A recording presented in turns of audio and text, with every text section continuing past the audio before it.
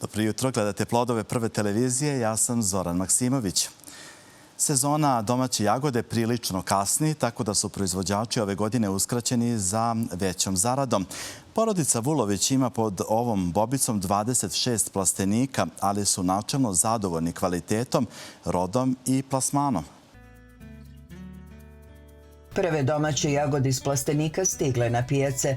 Kosta Vulović u Žiči krenuo sa berbom jagode ukusne, mada opet kasne, što nije iznenađujuće, budući da smo imali povratak zime u sred proleća. Domaćin ima 26 plastenika pod jagodom i trudi se da promenom sortimenta poboljša i kvalitet. Plodovi mirisni i krupni, mada su biljke bile uskraćene za par tretmana, kaže naš domaćin. Falilo je pod navodnicima još hemije, da ona stigne malo ranije, ali ja to ne radim, tako da je ona kasnila malo, ali je ukus, miris, ovo jedu moja deca. Kod hladnih dana trebalo je tu hormona za zrenje, trebalo je nebitno. Vi ste prirodno pustili. Upravo to, ali se i vidi rezultat. Vidi se da to jagoda, što narod naš kaže, ima i ukus i miris. Koja je sorta jagoda u pitanju? 90% je jagoda džusi, ima nešto, možda 10% aprike. Nije mi problem za prodaju, ja to 90% prodajem kući, nešto dajem piljarima, nešto dajem sestri na tezgi dole, pošto ona prodaje moju jagodu na tezgi. Sezona berbe u punom jeku. Potražnje ima, ali radne snage nema, zbog čega se odustalo od proizvodnje povrća posle jagode. Smo jutros počeli u 5:30 i možda tu još pola sata da se radi sat i onda je pauza do popodne, jer stvarno danas i nije toliko jada, preko juče je 47 bilo u plasteniku, gdje su žene brale na 47, znači ja njima skidam kapu, na toj temperaturi izdržati je stvarno, ali što narod kaže, kad se mre, tad se kopa. Pa mi ovo ne bi mogli da oberemo ni u snu. Sva ta poljoprivredna proizvodnja se svodi da uradiš koliko imaš radne snage, ili kućena, ili da platiš. Radne snage generalno u Srbiji je problem sa tom radnom snagom. Vi vidite da je to sve u 6. i 7. deceniji radna snaga koja rade, mlađi to ne zanima, pa se prema tome i prilagođavamo. Inače, Kosta jagodu sadi svake godine jer je našao računicu manjih izdataka. Ona može 2 godine, ali već u drugoj godini troškovi proizvodnje se penju, jer ja tu jagodu moram da štitim, mora da zaliva, mora da prska, mora platim žene da je ošišaju. Meni je jeftinije da ja nju počupam, razorem ponovo, postavim banku i rasadim novu. 10. avgust je optimalni rok da bude posađena. To su ili frigo ili sadnice iz čaša ili iz kontejnera. Ona je meni otkrivena do sljedeće godine, do druge polovine februara.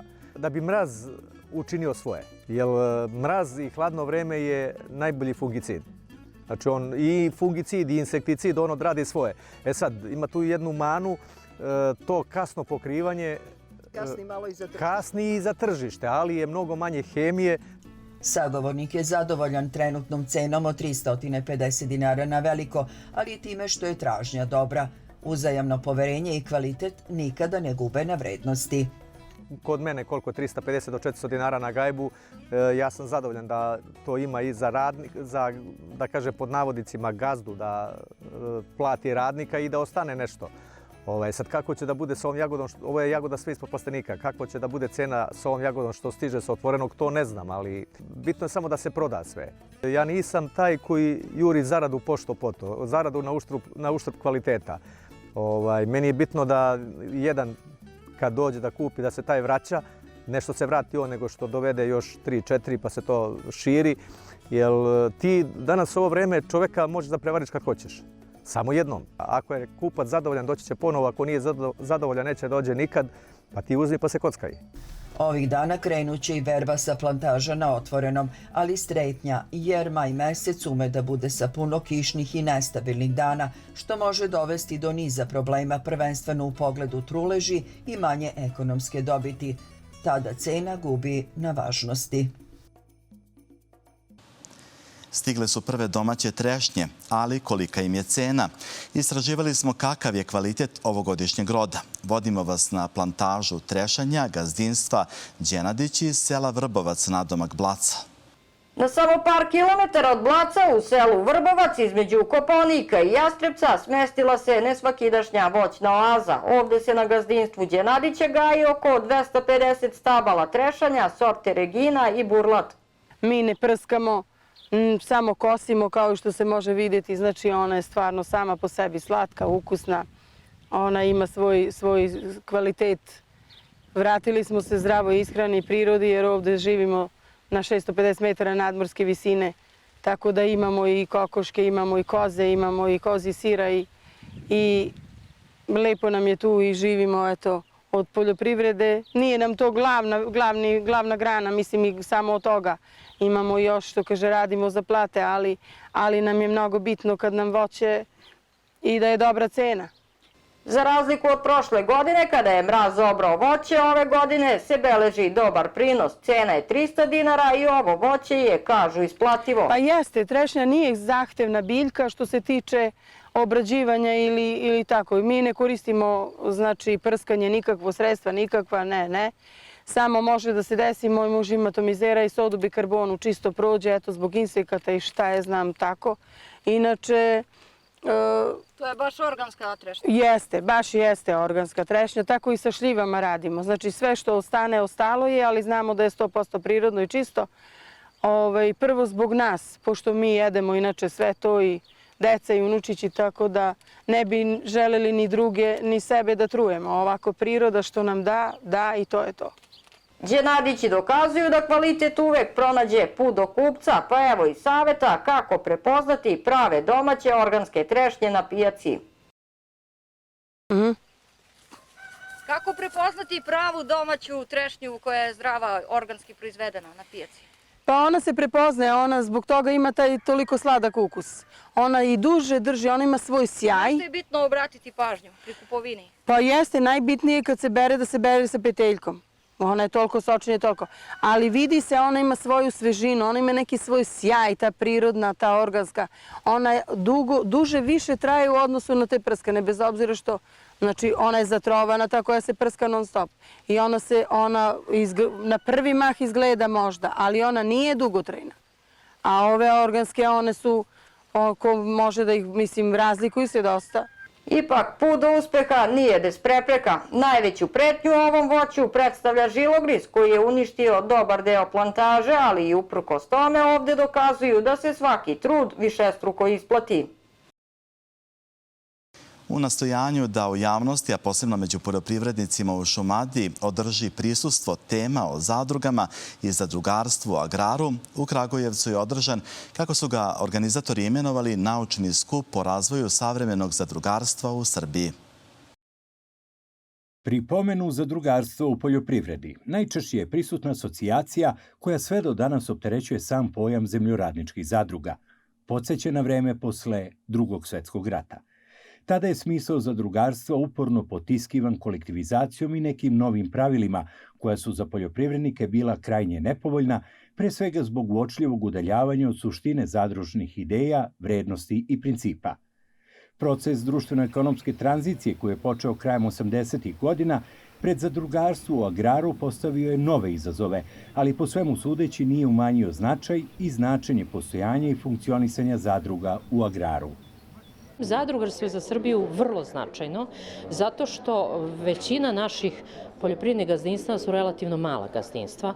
Ona sad po posljednjem popisu, prosek zadruga u Srbiji je 6, nešto hektara, ne računajući Vojvodinu gde su gazdinstva mnogo veća, i poljoprivrednici ukoliko su sami, ne udružuju se u zadruge, da zajedno nabavljaju repromaterijale, da zajedno konkurišu na konkurse za nabavku osnovnih sredstava, da koriste znanje zajedno, ne mogu da budu mnogo konkurentni na tržištu ako su mali. Istini za volju, u Srbiji je zakonom o zadrugama, usvojenim još 2015. godine, dat okvir za približavanje ovdašnjih zadruga modelima poslovanja koji važe u razvijenim evropskim zemljama. Ipak, kao i u mnogim drugim slučajevima, i tu ima jedno veliko ali. Od ukupno oko 2000 zadruga, mali broj zadruga je prilagodio svoje funkcionisanje tom zakonskom okviru, što nije dobro, ali imajući u vidu državu koja je pomogla sa negdje 30 miliona evra u nekom periodu da se podstakne zadrugarstvo, mislim da će i zakonski okvir morati da se ispoštuje i da se sve, da tako kažem, ukalupi u taj zakonski okvir, jer zakonski okvir je praktično prilagođen funkcionisanju zadruga u savremenim tržišnim privredama, pred svega Evropske unije. Tako da će i to i nama biti od koristi. oblasti i mislim da zadrugarstvo ima perspektivu u Srbiji i da će i u narednom periodu morati da se pojača i od strane države i od strane individualnih proizvođača, jer to je win-win situacija za sve. Ovom prilikom čulo se još ponešto o svojevremenom direktnom ulaganju države Srbije u projekte razvoja postojećih ili osnivanja novih zadruga. U okviru tih projekata i konkursa 207 zadruga je dobilo sredstva iz cele Srbije i sa Kosova i Metohije. Nažalost, taj konkurs nije više obnovljen. Obnovljeni su ovi konkursi za kuće, za sad domove kultura. Međutim, mislim da je ovaj potez Akademijskog odbora zajedno sa Ministarstvom za brigu o selu jako podigao te zadruge i pre toga se 100 zadruga godišnje gasilo, a od tad su osnivane nove zadruge i žao mi je što nije nastavljen taj konkurs, jer smatram da država mnogo više treba da se bavi, kako Ministarstvo poljoprivrede, tako i Ministarstvo za brigu o selu, da jednostavno podstiče i osnivanje i osnaživanje zadruga. Nisu ovom prilikom izostale ni konkretne ocene o stanju zadrugarstva na području Šumadije i Pomoravlja, gde je 60 poljoprivrednih zadruga i 18 učeničkih organizovano u Zadružni savez koji obuhvata ova dva upravna okruga Republike Srbije. Naš narod nema sigurnost u zadruga, jer je bio jedan veliki period problema kada su zadruge postajala preduzeće i onda odlazili u stečaj. A da su ostale kao zadruge, bilo bi velika perspektiva. Narod nema poverenja, ali mi smo počeli polako da vraćamo to poverenje koje je vrlo važno kod budućih zadrugara ili poljoprivrednika. Sve što se čulo na ovom skupu koji su organizovali Zadružni savez Šumadije i Pomoravlja, grad Kragujevac i udruženje Gružanska turistička mreža, biće predstavljeno široj javnosti u zborniku izlaganja najavljenom za sredinu juna ove godine. Nakon 9 godina od osnivanja, zemljoradnička zadruga Krsturska paprika preselila se u sopstvene prostorije. Ovo je još jedan korak u stalnom napretku i unapređenju poslovanja i dokaz da se strpljenjem i dobrom praksom rezultati grade dugoročno. Za zadrugu koja organizuje i vodi tradicionalnu proizvodnju paprike u ruskom Krsturu, ovo je važan iskorak u jačanju stabilnosti organizacije i ono najvažnije, stvaranju uslova da mladi ostanu i rade u svom mestu. Krsturska paprika tako postaje primjer kako se kroz zajednički rad gradi održiva budućnost jednog sela. Ruski Krstur je jedno od najpoznatijih paprikarskih sela u Vojvodini. Ova kultura proizvodi se na velikom broju hektara kroz rad brojnih porodičnih gazdinstava i zadružni otkup preko krsturske paprike. Proizvođači su iskusni, a proizvodnja se zasniva na dugoj tradiciji i zajedničkom nastupu na tržištu. Kako bi se smanjili troškovi, jedan od prvih ciljeva prilikom osnivanja zadruge bila je nabavka jeftinijeg repromaterijala, a za njega su potrebne prostorije.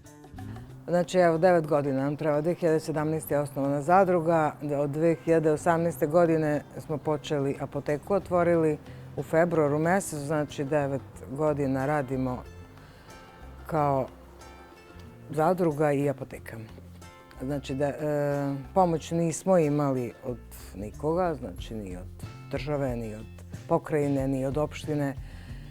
Išli smo sa svojim moćima kako smo mogli. Teško je bilo od početka. Normalno, prvih godina je trebalo stvoriti kontakt sa svim firmama koje rade s nama. Sad ima ih jako puno. Ali uglavnom izborili smo se i evo da došli smo do svojeg objekta, da možemo da imamo i više kooperanata i veći prostor, i do sad smo bili sve u zakupu. Prelazak u svoj prostor nije mali korak, ali čini onu kvalitativnu razliku i u konačnici može dovesti do uštede kroz bolju organizaciju i nabavku.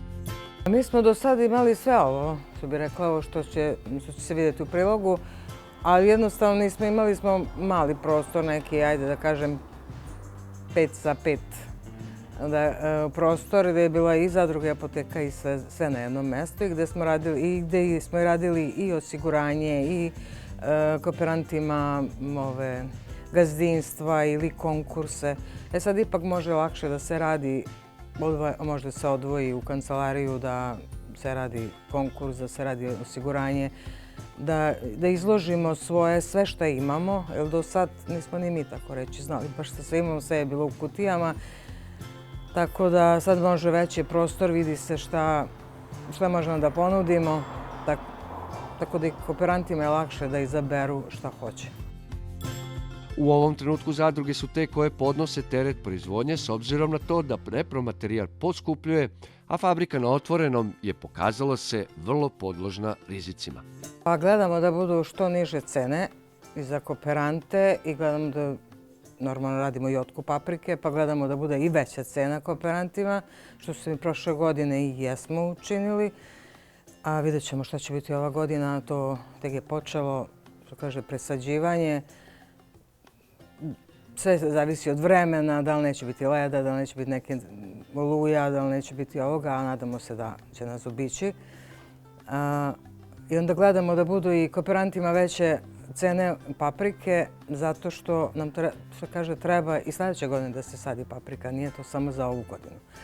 A što bude manja cena, onda se ne isplativo, pošto su dnevnice su skuplje, preparati su sve isto, idu gore, oko 20% su sigurno otišli gore od prošle godine. Tako da gledamo i da izađemo u susret i kooperantima na odloženo, do nekih mogućnosti, dajemo mi mogućnost osiguranja koje mogu da isplate na jesen. Tako da je sve to u skopu nekako da se pomogne kooperantima i da njima bude lakše. Jeste, nekad je teška naplata i sa otkupom paprike, a nekad je i teška naplata i od ljudi. Uprkos teškoćama, proizvodnja paprike u ovom bačkom selu održava se na stabilnom nivou, s tim da se sve više mladih uključuje u nju, kaže Dušica. Uglavnom tu se vrtimo oko isti površina, mladi sve više počinju da sade papriku, na primjer.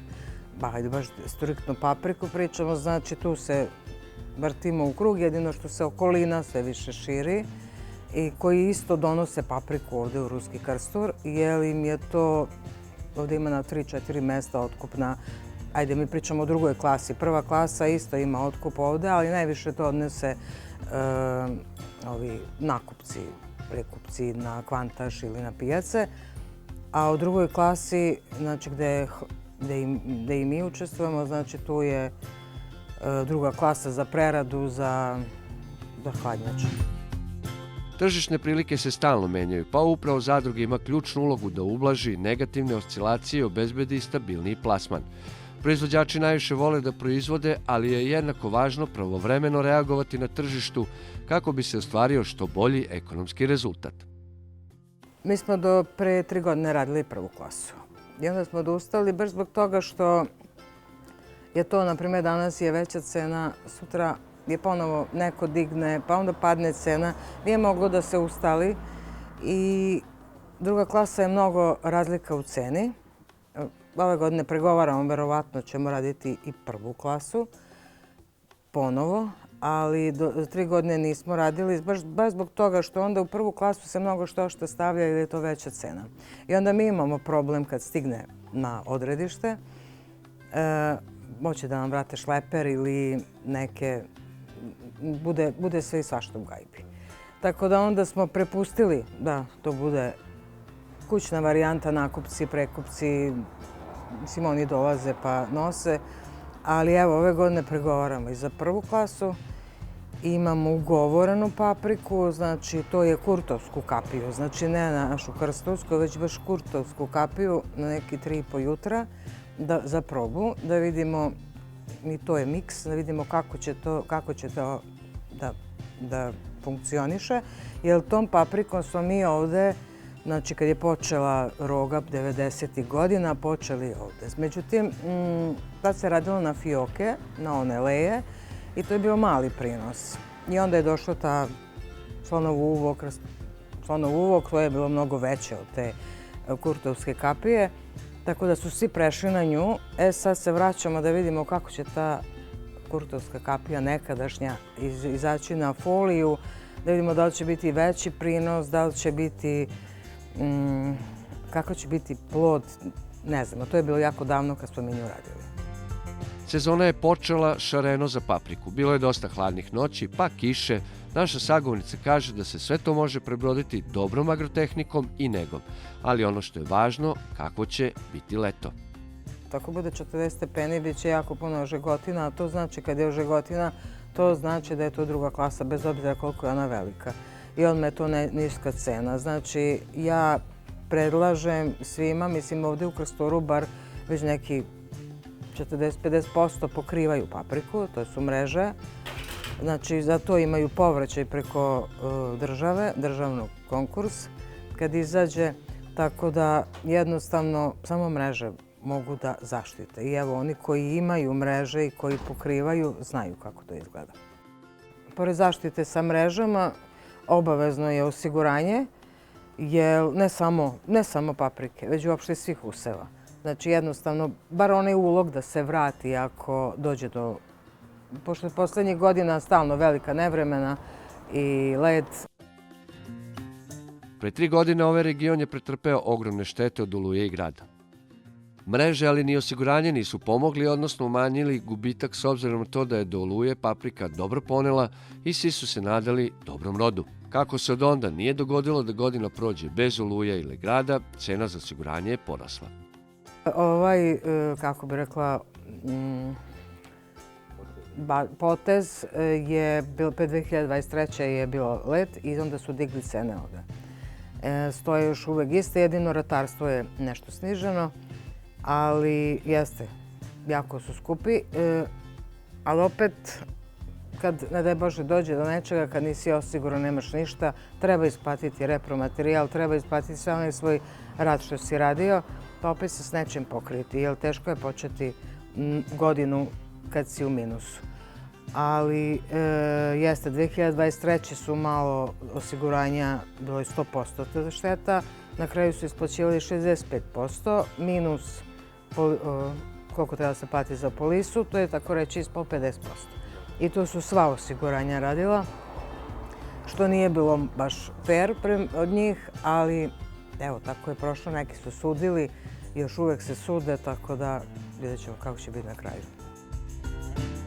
Da spomenemo i da se težište menja ka proizvodnji koja se sve manje oslanja na hemijska sredstva. Razlog je s jedne strane što su se sami proizvođači opredelili i usavršili svoja znanja, a drugi je opet što je zadruga dobrim delom oslonjena na izvoz, pa su kontrole na ostatke pesticida redovne i detaljne.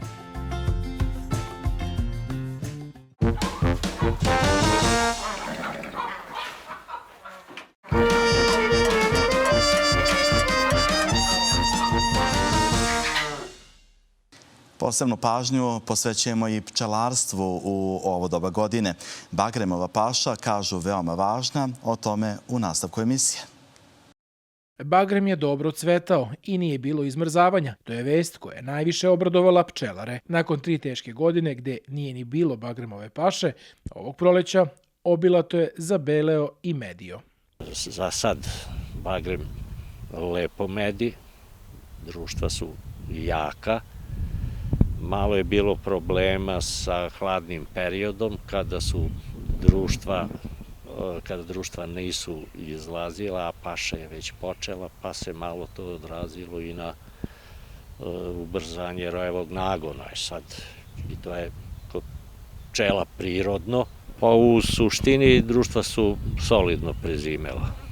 Bilo je manjih gubitaka, ali je to u nekim granicama, da kažemo, podnošljivog, ako gubici mogu da se podnesu. Osim bagrema, bila je dobra i voćna paša, pa je prvi put nakon više od 10 godina naš sagovornik imao i voćni med koji je ostavio pčelama. Ako se po jutru dan poznaje, ovom godinom bi pčelari trebalo da budu zadovoljni. Imali smo voća, imali smo voćnu pašu, ja sam prvi put sad, recimo za zadnjih 10 godina, imao po neko medište, po neki ram voćnog meda, naravno koji nisam vrcao, ostavio sam njima, ali to je znak da ove godine nas mrazevi zaobišli i da smo dobro prošli, da se društva dobro razvijale. Ovde se na ovom terenu nadam da će potrajati malo duže medenje bagrema s obzirom na konfiguraciju terena, na razliku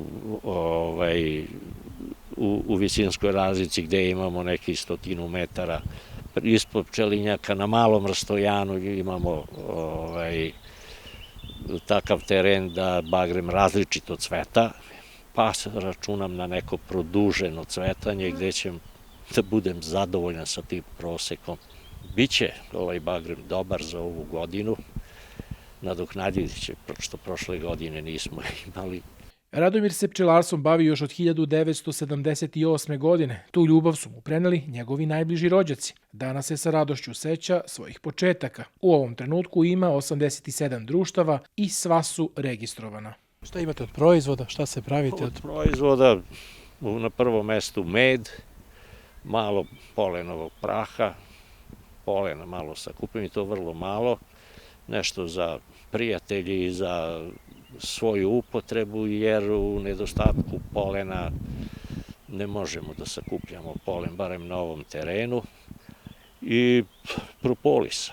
U godini kakva je bila prošla, subvencije države su dobro došle da se makar malo pokriju gubici. Ako vreme bude stabilno i bez naglih promjena i bagrem nastavi ovako da medi, Radomir se nada da će u proseku ove godine imati i do 20 kg meda po košnici. Sve više govorimo o veštačkoj inteligenciji, ali se ona sve više i primenjuje. Koliko se primenjuje u poljoprivredi i kako, na koji način može biti primenjena, o tome ću u nastavku emisije razgovarati sa docentom doktorom Filipom Cvetkovićem. On je univerzitetski profesor i jako dobar poznavalac prilika u sferi informacionih tehnologija. Pre svega dobrodošao u ovu emisiju. Hvala na pozivu i bolje vas našao. Da kažemo, kakav je početak primjene veštačke inteligencije, ako mogu da kažem da je ovo početak onako masovne primjene veštačke inteligencije u svetu agrara? Što se tiče veštačke inteligencije, i sami ste na početku rekli da je ona posljednjih decenija vrlo zastupljena. Iako je veštačka inteligencija na neki način još datira 60. godina prošlog veka, ali eto, konkretno u Srbiji je neka ekspanzija krenula posljednjih godina, kako se u svim oblastima na neki način koristi, tako i u agrarnom sistemu, s tim što ona nije krenula da bude intenzivna toliko kao u ostalim oblastima. U poljoprivredi mislim da se manje koristi i da je svakako, kao i u svim ostalim sferama, potrebna značajna obuka, da se poljoprivrednici da prate te nove tendencije, korišćenje određenih alata za primjenu u svojoj oblasti. Za sve to je naravno potreban taj finansijski moment, samim tim određene obuke i ljudi koji su iz te struke, a da mogu veštačku inteligenciju da primene u agrarnom sistemu. Rekoh ja, malo čas masovno smo nekako krenuli da je koristimo u svim sferama, što ste i potvrdili, ali interesuje me da li ona može da nađe primjenu u poljoprivredi, također masovno, tu se nešto manje koristi. Kakva je situacija? Što se tiče same poljoprivrede i te grane, definitivno da može. I naravno može da doprinese u mnogome da se poljoprivreda na jedan drugačiji način razvija, da se koristi, odnosno da pomogne samom poljoprivredniku da na jedan efikasniji i kvalitetniji način svoju zemlju i pripremi i da primjenom veštačke inteligencije mnogo sebi naravno olakša kako bi i celokupan taj proces u tom poljoprivrednom delu, što se tiče i mašinerija, što se tiče i dodatnih alata, pomogne i da se to brže sprovede do krajnjeg produkta. Često se oslanjamo na veštačku inteligenciju, na sve informacije koje dobijamo od nje. Smije li jedan poljoprivrednik da se osloni na tu informaciju koju ona daje, jer u poljoprivredi se greške skupo plaćaju? Kao i u ostalim sektorima i u ostalim sferama, naravno da veštačka inteligencija daje netačne informacije. Sad zavisi ko kako selektuje. Naravno, kao i za sve ostalo, potrebno je to neko znanje i bar preznanje. Smatram da mi i dalje trebamo da se držimo literature. Veštačka inteligencija je tu da pomogne, a ne da se koristi kao nešto što može da da, još uvek ne može da da u 100% validnu tu informaciju. Treba je koristiti, može da da veliki doprinos, ali ja sam i dalje za primjenu olovke i knjige i da se delom primjeni deo veštačke inteligencije, da se naravno sortira šta je dobro, šta nije dobro, da se od svih tih informacija, pošto veštačka inteligencija ima veliku količinu informacije i ona se na taj način hrani. Mogu ja kao neko ko je iz oblasti veštačke inteligencije da za celokupan taj sistem određene tačne informacije, ali ima i drugi ljudi koje svojim netačnim informacijama hrane i ona može da netačnu informaciju ili polutačnu informaciju. Zato ne treba uzimati sa 100%-nošću da sve to što mi tamo čitamo da je to validno. Jesu delimično informacije i tačne, i polutačne, i netačne, ali mislim da treba proveriti iz više uglova. Mislim da je nauka koja se pita i vrlo, vrlo značajna, pogotovo u oblasti poljoprivrede, jer je poljoprivreda nešto što je vrlo značajno, od čega se mnogi ljudi, ne mnogi ljudi, nego od čega i mi živimo. Da nema te poljoprivrede, mi ne bi mogli ni da funkcionišemo. Ajmo na jednom konkretnom primjeru da objasnimo koje informacije treba koristiti i kako doći do njih uz pomoć veštačke inteligencije. Ja recimo hoću da osnujem zasad lešnika. Šta mogu da dobijem zahvaljujući veštačkoj inteligenciji? Svi kreću od svima dobro poznatog chat GPT-a. U okviru tog alata, kako bi se dobile adekvatne informacije, vrlo je važno da se postavi adekvatno pitanje. Nećemo sigurno reći onako kako ste vi rekli, interesuje me to i to. Naravno, samo i kad se postavlja pitanje, u okviru tog pitanja treba i napisati. Napišite mi validnu informaciju, da nisu te informacije netačne, nego mi samo izdvojite tačne informacije. Ono će vam, sam alat ima da sortira, odnosno da tačne informacije u odnosu na ove koje su netačne, jer ste u startu pitanjem rekli da ne želite te netačne informacije.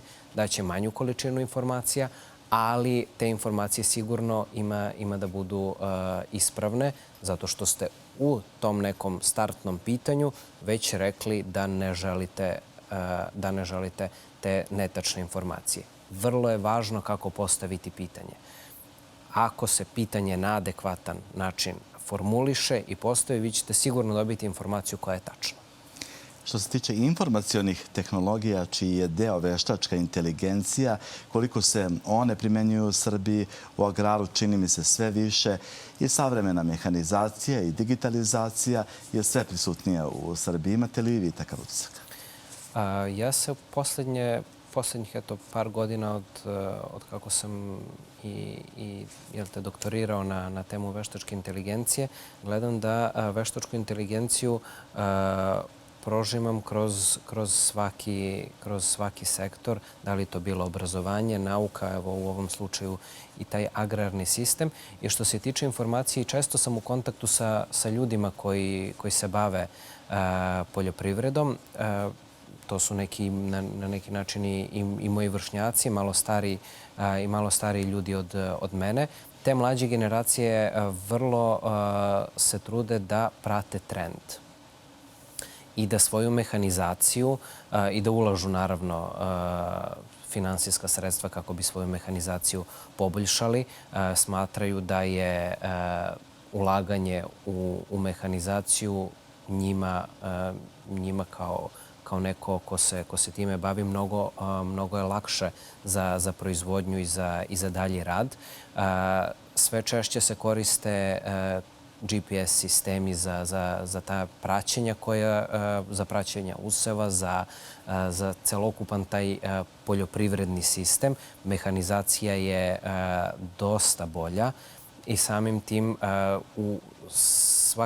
svaka ta mašina koja se koristi za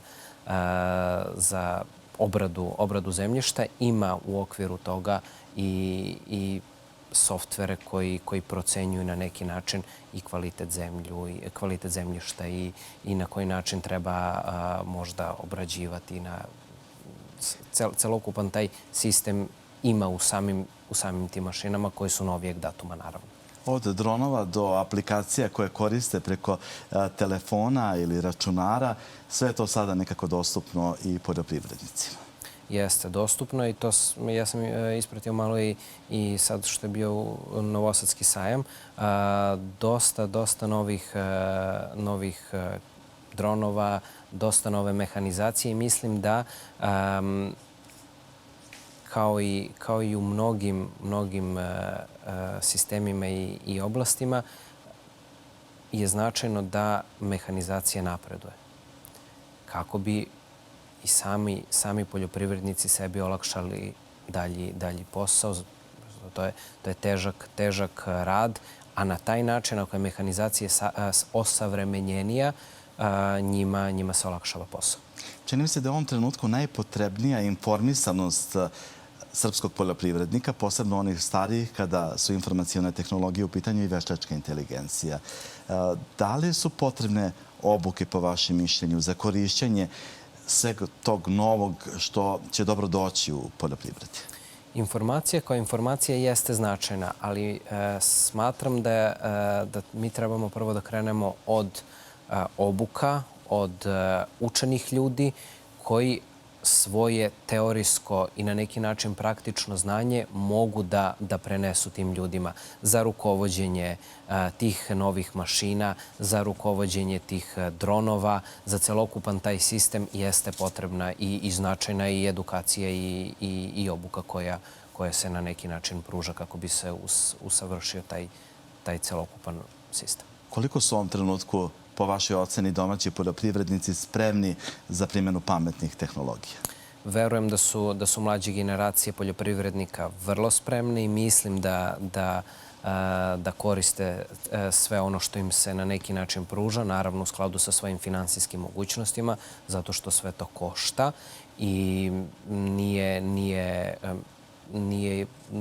na neki način ne da nije isplativo, to će kroz određene godine da se isplati celokupno to ulaganje, ali ulaganje u datom trenutku jeste veliko. Da li će digitalizacija, po vašoj oceni, u narednih 10 godina promeniti način proizvodnje hrane? Šta vi mislite? Definitivno da hoće. Verujem da će u nekoj budućnosti i kvalitet i zemljišta i same hrane biti mnogo bolji no što je možda trenutno sada. I na kraju ovog našeg razgovora neka poruka poljoprivrednicima, ljudima iz agrara, šta treba činiti, kako veštačku inteligenciju, hajde poljoprivrednim rečnikom da kažem, ukrotiti i primenjivati onako kako treba, dakle bez greški u proizvodnji. Definitivno da će na samom početku, dok se ne stekne neka rutina, biti greške. Ali mislim da ne trebaju u startu da imaju gard prema novim tehnologijama, prema veštačkoj inteligenciji. Bitno je da se proba celokupan taj sistem koji veštačka inteligencija nudi, da se pre samog korišćenja određeni alati ispitaju kako bi videli šta njima odgovara i za njihovu primjenu, ali mislim da su nove tehnologije nešto što jeste budućnost, svidelo se to nekom ili ne. I ako hoćemo da imamo kvalitet na višem nivou, moramo na neki način da pratimo trendove, moramo da se edukujemo. Poljoprivreda nije kao što je nekad bila. Definitivno kao ni ostale grane u našem sistemu, kao što nije ni obrazovanje, kao što je nekad bilo nauka, nije kao što ne. Definitivno moraju da se prate neke nove tendencije. Tako da, moj savjet, što se pre budu uklopili, mislim da će im biti lakše za dalju budućnost. Hvala puno za ove savjete i za ove korisne informacije. Hvala vama na pozivu. Idemo sada na kratku pauzu i vrlo brzo se vraćamo o ostalim temama koje smo pripremili za vas.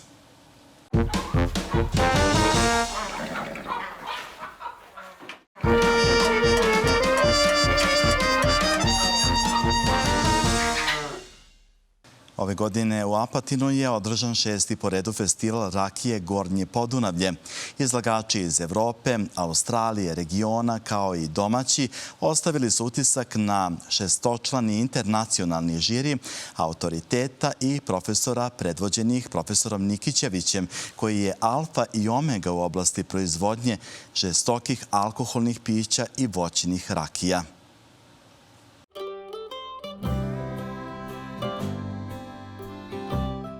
U susednoj Hrvatskoj, odakle dolazi profesor Marin, ovako kvalitetnih rakija nema.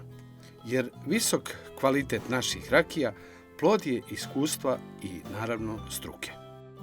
Ja bih prvo htio stvarno zahvaliti organizatoru na, evo, meni trenutno 3. puta na ovom divnom festivalu u Apatinu. Jako puno lijepih uzoraka. Bilo je i unazad 2 godine stvarno vrhunske kvalitete. Od šljivovica, dunjevača, kajsjevača i tako dalje. Nešto što se kod nas u Hrvatskoj još ne može probati. Ja se nadam da će u budućnosti biti mogućnosti da će se više ljudi posvećivati samoj kvaliteti i dozrijevanju tih voćnih rakija. Tako da bih istaknuo stvarno visoku kvalitetu koju evo viđam ovdje u Srbiji. To je rezultat jednostavno dugogodišnje tradicije, znanja, ljudi hoće poslušati savjete struke i to se definitivno vidi u kvaliteti tih rakija. Stvarno moram reći da je i organizacijski sve na vrhunskom nivou, kako možemo reći top nivo od samog posluživanja pića na adekvatnoj temperaturi, znači tu drže se definitivno onih pravila struke kako bi trebalo biti od 18 do 20 stupnja da budu i uzorci tempirani. Lijepi ritam i vrlo ugodno je raditi u ovakvom okruženju. Ovo je jedinstven festival u našoj zemlji. Uzorci su stigli od proizvođača iz Evrope, Australije, regiona i domaćina iz Gornjeg Podunavlja. I kao što ste rekli, tradiciju čuvamo kroz proizvodnju rakije, kroz takmičenja i kroz ovaj vid ocenjivanja gdje su sami doktori nauka među nama, znači vrhunski poznavaoci svoga posla, znači njihova ocena ima neku težinu.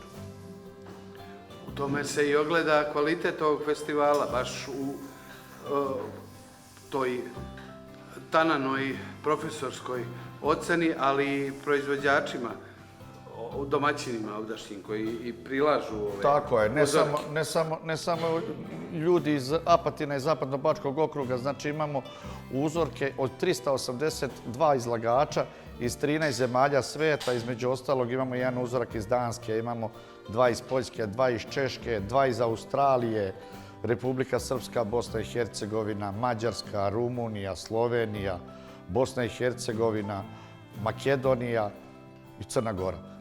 Naravno imamo iz Južne Srpske pokrajine, imamo jedno 15-20 uzoraka. Znači to su sve ljudi koji su domaćini. Ima tu i nešto registrovanih destilerija, ali uglavnom su to svi ljudi koji peku rakiju za svoje potrebe. I kad su vidjeli kakvu komisiju imamo po 6. put ove godine, oni su jednostavno pokušali da pošalju, što kaže i naš slogan, izađi na crtu, tu se takmičiš protiv sebe, a ne protiv nekog drugog. Samo da vidiš gde grešiš u proizvodnji, da li si na pravom putu, ako nisi na pravom putu da nešto popraviš da na godinu bude bolje.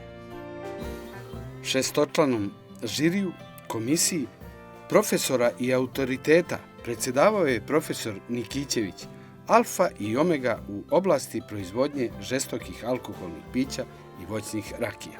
Kad se ocenjuju bezbojne šljivovice, tačno može da se vidi uticaj aparata za destilaciju, da li je debljina dna tela aparata minimum 6 mm, što je veoma poželjno, Ako je ispod, odmah to nema katalitičko dejstvo, to mi profesionalci prepoznamo, tako da bilo je vrlo, vrlo korektnih šljivovica, a bilo je među 50 i jedno desetak koje nisu baš nešto zasluživale ni srebrnu medalju. Uglavnom, podela rakije u narodu ide na dobre i one loše. Kakve su ove rakije? Pa mislite na ovo danas ili uopšte? Na ovo danas. Pa ako se po jutru dan poznaje, onda će biti ovo jedna beričetna godina po dobrim medaljama za šljivove prepečenice ocenjene u Apatinu. Očekuje nas znači kategorije od 3 do 7, obojene, kako bi rekao, ili što je gospodin Željko Vlatković rekao, žute, znači koje su starile ili sazrevale, ne ili, nego i sazrevale u hrastovim sudovima, buradima ili bačvama. I normalno najjača kategorija šljivovice 7+, koje uglavnom pobeđuju, koliko se ja sećam, sve su to pobednici do sad bile šljivove prepečenice, osim jedne godine da je pobedila lozova prepečenica ili lozovača. Jer, kažem, prepečenice, to su sve uzorci preko 40 i preko 40 volumnih procenata po koncentraciji etanola. Ako je ispod 40, to su meke rakije i tako, to je tako nauka kaže. Organizator je zadovoljan rezultatima, a žiri proizvodima i samim festivalom. Ja sam prve godine, 2021. kad sam došao, sam ocenjivao, bilo je tu preko 300 uzoraka, tu skoro 400, pa jednostavno izrastao je najbolji. Najbolji na prostorima Srbije. Bar ovo, to je moje viđenje i moj utisak, izuzetni, korektni ljudi u organizaciji, znači visoko kvalitetni prvo kao ljudi, a onda vredni, radni, tako da svi uzorci su šifrovani, ne govori nam se ni koncentracija etanola ili jačina, kako to mnogi kažu, niti godina proizvodnje, jer mi profesionalci dovoljno je da jedan uzorak probamo, mislim, konkretno u moje ime govorim, pre 2 meseca i ja ću ga memorisati. Prema tome, to nema ovde, nema, svi su, evo, neka kamera uhvati, sve su flaše po 0,5 ml, po 0,5 litara, znači ništa se ne zna, samo šifra. Znači, izgovori se šifra, redni broj, znači ćutimo, ocenjujemo, svaki je autonoman, normalno prosečna ocena se posle kaže i koliko sam mogu da primetim iz prosečnih ocena koje su do sada za 50 uzoraka i saopšteni, sve su to slične ocene. Svi se slažemo kad su loši uzorci, niže kvaliteta, svi smo tu. Sad, ima razlika i to će tek biti kasnije kad budemo šljivove prepečenice starije ocenjivali, dunjevače starije, stare lozovače, stare kajsjevače, travarice, jel da, to su te udarne kategorije. Kad su odlični uzorci i vrhunski, kako to sam ja još u mojim knjigama pre 20 godina proizveo specijalne velike zlatne medalje u ajkule, takozvane, to su uzorci koji dostignu 19 i preko 19 do 20, izuzetno visoke ocene, čak ni ja ne dajem baš tako lako to, ali ja sam vrlo sklon da dam te ajkule. Onda kad su ti vrhunski uzorci, onda neki od ocenjivača, a ima tu još u Srbiji i u regionu bivše SFRJ, koji su stalni članovi komisija na mnogim takmičenjima. Tu se malo razlikujemo. Recimo, ja dam 19, 2, 3, a da ne kažem moji đaci ili ostali ocenjivači ne uđu u to. I onda je obično malo u šali kažem, pa kad ćete vi dati 19, 2, 3, 4? Izgleda nikad. Znači, ili kakav to treba da bude uzorak da bi vi dali 19, 19, 0,5, 19, 1, 19, 2, 19, 3. Nikad nisam dao u karijeri 20. Najveća ocena je bila pre nekoliko godina 19,9, gde je prosečna ocena od svih 7 ocenjivača bila 19,66. Znači, to su potrefi tako neki vanserijski uzorak po kvalitetu. Nadam se da će ove godine da u Apatinu dođu i da će biti dosta ajkula. Vojvodina je prepoznatljiva po jabukama, po kajsi, kruški, grožđa ima u Banatu, u severnom delu Vojvodine gdje je Subotička peščar, znači prave se i lozove rakije. Naravno, prave se ovde i vrhunske šljivove rakije, ali šljiva je šljiva. Šljiva je za zapadnu Srbiju, za centralnu Srbiju, gdje su autohtone naše sorte tipa crvena ranka, požegača, trnovača i ostale sorte, koje su mnogo bolje za rakiju od ovih industrijskih konzumnih šljiva. Francuzi rakiju nazvaše voda života. I Apatinci su se podičili svojom vodom. Nek rakija poteče niz Dunav i brodom.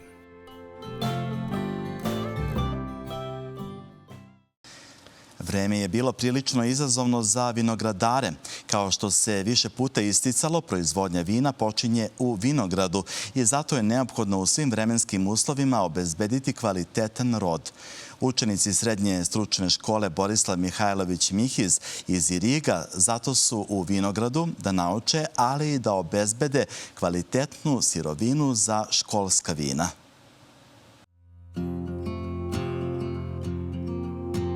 Ovde u školskim vinogradima Srednje stručne škole iz Iriga uvek je dinamično. Ovaj vinograd pamti mnoge generacije, pa će i ovu ispratiti. Međutim, ono što će ovi budući tehničari vinogradarstva naučiti, a što vinograd već zna, to je da je svaka godina specifična, dok su deca uglavnom i uvek deca. Sa nastavnikom stručne nastave Srđanom Bundelom razgovarali smo kakva je situacija u vinogradu. Pa vidite, ovako loza je iz zime izašla sasvim dobro. Malo je bilo onih par dana, minus 10-11, to loza podnosi bez problema. Znači, izašla je u dobroj kondiciji. Sad je malo u nekom zakašnjenju zbog niskih temperatura noćnih, pa je slabije bujna, ali mislim da će to nadoknaditi u narednom periodu. Vlage ima. Ovo je sad vreme idealno za vinu u lozu i nadamo se dobre godine. Dece jesu na praksi, ali svakako ovi poslovi se obavljaju u svakom vinogradu u ovom periodu godine i fazi porasta biljke. Ovo su radovi koji se tiču lačenja, odnosno skidanje viška lastara. To se sad radi uglavnom u svim vinogradima. Viškovi lastara se skidaju zbog tog da te hranljive materije koje ne usvajaju korenom, znači da imamo da se baziramo na ove koje će ostati. Znači, bespotrebne lastare skidamo. Faktički sad mi biramo koliko će nam biti rod i to je u ovom momentu što se radi. Ovde oni rade knjiški, ono kako se radi teoretski. Znači, šta se skida? Skida se svaki lastar koji ide prema zemlji, koji ide u stranu. Iako imamo iz jednog oksa 2 lastara, jedan se skida, znači biramo koji ima pravilniji položaj. Uglavnom, ovde što nauče, to mogu da prenesu i u buduće firme da će raditi. Rad u vinogradu je mnogo više od same prakse. Ovde se uči da se poštuju biljke, posao, druge kolege. Ne samo da učenici uče šta je potrebno raditi, već i kako. Ovaj posao se radi sa obe ruke i sa makazom. Jer ima sad delovi lastara koji su malo odrvenili i da ne bi otvarali rane, makazama se preseče. Međutim, učenici to rade s rukama, tako da zadovoljava kvalitet. Nakon padavina temperature su naglo počele da rastu. To svakako nije dobro i pogoduje razvoju bolesti i pojavi insekata. Pre toga imali smo hladne noći i povoljne uslove za razvoj opet drugih bolesti. Posebnu pažnju treba obratiti na bolesti. Ovo je sad idealan period za razvoj plamenjače. Za plamenjaču postoje ona 3 uslova 10-10-10. Znači 10 cm lastar, 10 stepeni minimalno temperature i 10 mm padavina. Evo i sad nam kišica ispada. Znači idealni uslovi. Znači obilazite vinograde, gledajte vinograde, pratite ih i u slučaju iole prvih znakova bolesti treba raditi hemijske tretmane. Rekli smo da ovaj vinograd pamti mnoge generacije, ali od pre par godina dobio je i nove stanovnike. Posebnu sortu, staru damu, skadarku. Kakva su dosadašnje iskustva u proizvodnji? Skadarka je jedna vrlo dobra sorta. Mi smo, evo sad ona ulazi u 4. godinu, znači ulazi u puni rod. Prošle godine saznali smo da ona dosta bujno rađa, da je solidno otporna na plemenjaču pepelnic, ali sive plesni su je, onako kažemo, rak rana. Na to moramo da obratimo pažnju. Sad, da li ćemo skidati cvasti, da li ćemo posle skidati grozdove, to ćemo obratiti pažnju. I onaj poslednji tretman kod pojave šarka da budemo spremni da odradimo hemijski tretman da bi to sredili. Vinograd je zatravljen između redova koji se kose. Nakon rezidbe lastari se malčiraju, a i obrada oko biljaka obavlja se mašinski. Kod onog sistema stalne obrade imamo taj problem, ne možemo da uđemo ono posle kiše, ne možemo da uđemo u taj neki krizni, kritični period. Ovde taj problem nemamo. E sad, kod prinosa, kod kvaliteta, mislim da to nema neke razlike. U budućnosti sve više se razmišlja o tretmanima iz drona, a naš sagovornik kaže da razmišljaju i u tom pravcu kako bi deci pružili mogućnost da vide i primjenu savremenih tehnologija tokom obrazovanja. Trenutno smo u nekoj Evo, ja sam konkretno bio privatno u mom poslu, pogledao sam jednu prezentaciju dronom i to se meni dopalo. Sad pokušavamo da napravimo priču sa tim ljudima, da dođu u školu, da nam održe neku prezentaciju, a mi, pošto smo obrazovana ustanova, prihvatit ćemo to i probat ćemo da sa decom napravimo neki dogovor, da i oni to prihvate, jer to je budućnost. Definitivno će ovi mladi ljudi u svojoj karijeri raditi sa dronovima, ali kako nam je Srđan rekao, traktor još nije za penzije. Kako je proizvodnja pod otvorenim nebom postala još izazovnija, važno je na vreme se upoznati sa mogućnostima i prednostima tehnologije kako bi sutra u nekom drugom vinogradu ili svom proizveli kvalitetno grožđe za kvalitetna vina. I na kraju jedna preporuka. Sutra na Malom Dunavu održat će se manifestacija Festival meda od 10 do 18 sati. Naravno, naša preporuka je i da pre ovog zanimljivog događaja pogledate emisiju Plodno i rodno koja je na programu televizije B92. Gledali ste Plodove prve televizije. Pratite nas i na društvenim mrežama. Prisutni smo na Facebooku i Instagramu. Hvala za pažnju i doviđenja.